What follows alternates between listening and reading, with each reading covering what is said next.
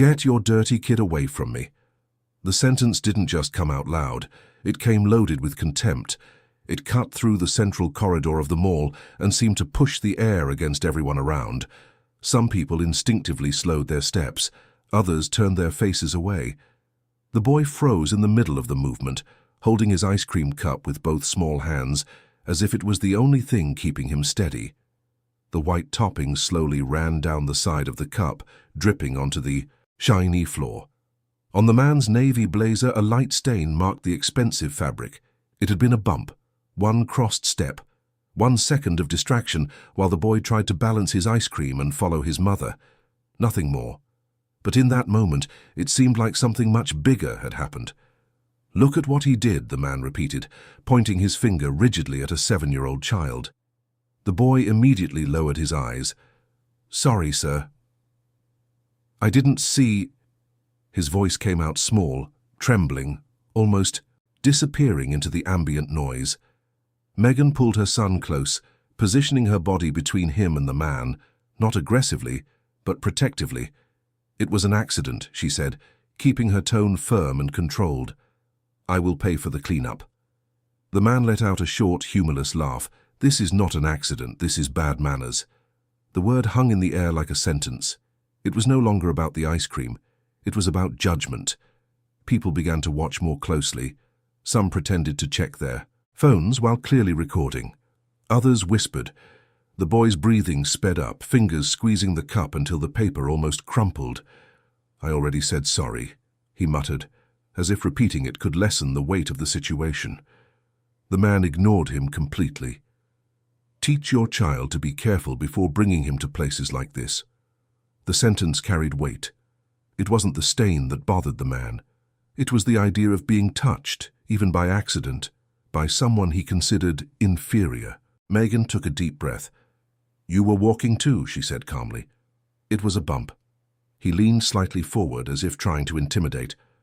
"Are you blaming me?" "I'm saying it was accidental." He ran his hand over the stain, spreading the ice cream further across the expensive fabric, and raised his chin. "Do you have any idea how much this costs?" Megan held his gaze. "I know the cost of humiliating a child." Silence grew heavier.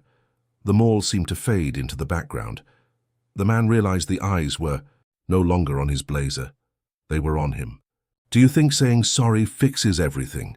he insisted, now speaking loudly enough to reach those nearby. The boy pressed his lips together, trying to hold back the tear forming in his eye. "I didn't do it on purpose." Megan kneeled beside him, holding his shoulder. "I know." Then she looked back at the man. He already apologized. "I took responsibility. What more do you want?" The man took a deep, theatrical breath, as if he were being wronged. "I want respect." Megan responded without raising her voice. "Respect is not demanded by belittling someone." A low murmur of agreement spread around. The man noticed the attention had shifted, and it bothered him deeply. Then a firm voice came from behind him. "Sir." He turned abruptly. The mall security supervisor stood a few steps away, posture straight, expression controlled. "Is there a problem?" "Yes," the man replied quickly.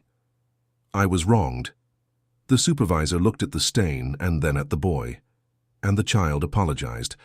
"That doesn't clean my blazer. But your reaction is creating a bigger situation." Now several phones were clearly recording. The man looked around and realized something he hadn't expected. There was no support, only critical silence. "So I can't complain?" he shot back. "You can," the supervisor replied. "But you cannot humiliate." The word hung in the air. Humiliate. It echoed stronger than the initial shout. Megan stood slowly, still keeping her son close. "He is 7 years old." The man crossed his arms, but he no longer seemed so confident. The supervisor maintained a professional tone. "Sir, we need you to come with us to management to resolve this." "Because of a stain? Because of the way you chose to act?" As he walked with the security supervisor, the man adjusted his blazer, trying to regain some dignity that had already slipped away. There were no applause, no boos, just silence. A heavy, almost educational silence. When he disappeared down the side corridor, the mall slowly began to breathe again. Conversations returned. Footsteps continued. Background music came back, but something remained. The boy finally let the tear fall. Did I do something wrong? Megan held his face gently, making him look at her. You bumped into someone, that's all. But he shouted. Some people shout when they want to seem bigger. He frowned. Was he bigger? Megan smiled slightly. No, he was just trying to appear so. A couple who had witnessed the scene approached discreetly. You handled that very well, the woman said. Megan thanked them with a simple nod. The boy looked at his ice cream, almost completely melted. Can I get another one? The question came out timidly, as if he still needed permission to feel normal again. Of course, Megan said, holding his hand. As they walked back to the ice cream stand, some people naturally made space, not out of pity, but out of silent respect. The clerk, who had seen part of the scene, smiled kindly. This one's on us. Megan tried to refuse, but he insisted. With the new ice cream in hand, the boy seemed more attentive to his steps, not out of fear, but out of awareness. He held the cup with extra care, as if proving something to himself.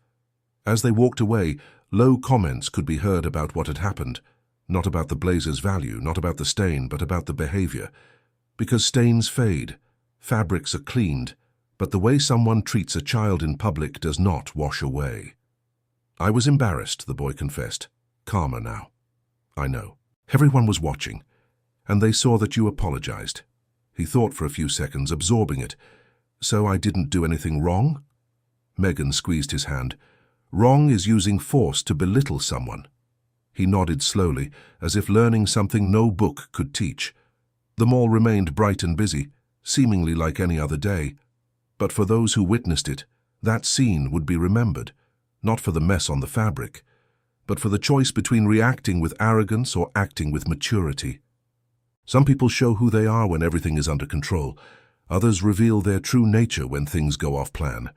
And sometimes what really stains isn't the blazer, it's character. If you had been there, would you have stayed silent?